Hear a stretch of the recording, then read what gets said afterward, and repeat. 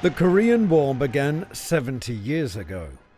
A truce signed in 1953 keeps hostilities largely in check. But there are still clashes, including an exchange of gunfire in May at the demilitarized zone dividing the peninsula. It's why, after 7 decades, many families of soldiers still missing in action are waiting for remains to be found and a sense of closure.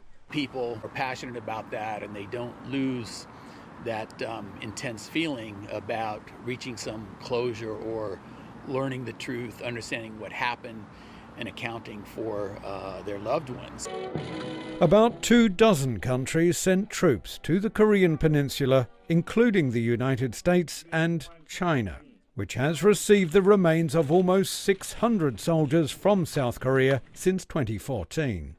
The remains were formerly at this cemetery, where the bodies of DPRK soldiers still lie, unclaimed by Pyongyang, which claims it has sovereignty over the entire peninsula, by which logic these soldiers are already home.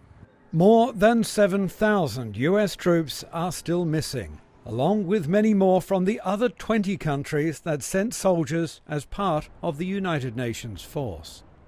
South Korea is still hoping to one day secure the remains of a staggering 124,000 soldiers still missing in the DPRK as well as in the DMZ. No one knows for sure how many landmines there are in the roughly 250 kilometers long and 4 kilometer wide demilitarized zone, though it is believed to be one of the most heavily mined areas in the world.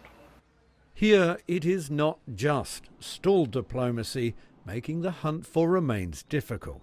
It's time consuming. It takes time because of all the precautions that have to be observed in safety measures. It's not a haphazard thing. So this would take ongoing and long-term cooperation. More than 50 remains were airlifted from the DPRK to the United States in 2018. Following the start of denuclearization diplomacy, which has since stalled, along with talks about joint searches in the DMZ and beyond. Those kind of small talks, it's very difficult to make any progress. So those progress made in 2018 and early 2019 are almost virtually gone.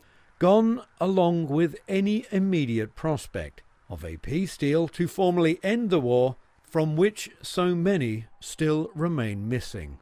Jack Barton, CGTN, at the DMZ in South Korea.